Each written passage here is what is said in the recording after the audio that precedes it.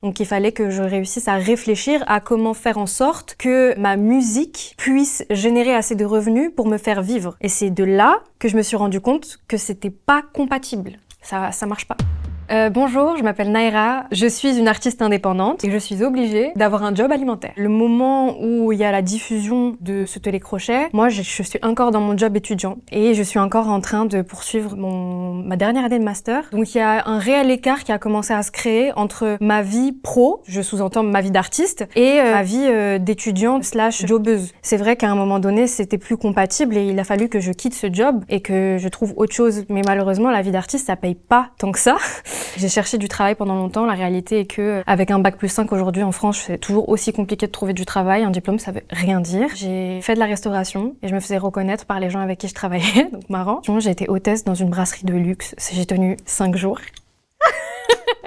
Et puis en fait, j'ai vraiment juste enchaîné pour essayer de trouver quelque chose, juste pour payer mon loyer en fait. Et pas dépendre justement de ma musique, d'un concert, d'une scène en fait. Il est hors de question que je sois une mort à la fin et que je me retrouve dans des situations où j'accepte tout et n'importe quoi, juste parce que j'ai besoin de faire de l'argent. Donc je préfère travailler, faire un 8h, 23h. Et puis j'ai fini par trouver un job dans lequel je suis encore actuellement. Je suis chargée de communication dans une compagnie de danse, pour des gens super, pour une danseuse incroyable. Donc voilà, la vie suit son cours. Là j'ai terminé le travail, je suis venue faire l'interview pour Combini.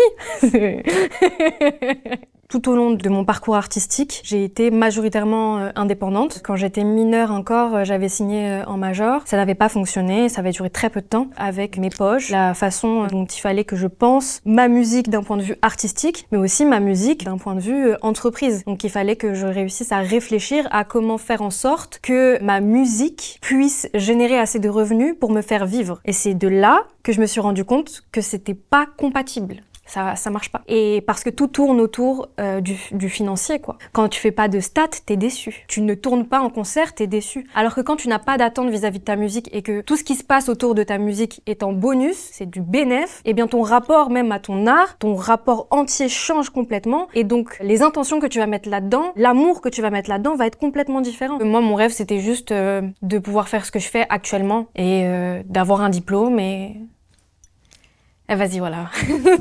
La vie d'artiste, elle est compliquée pour ceux qui choisissent d'être intègres. Il y a différentes vies d'artistes. Il n'y en a pas qu'une, il n'y a pas un modèle, ça n'existe pas et tout dépend encore une fois de où est-ce que le curseur de la réussite pour toi se place. Ta vie d'artiste aujourd'hui, comment tu l'imagines et comment tu la rêves, bah dans 3 jours ce sera pas la même, et c'est ok. Combini.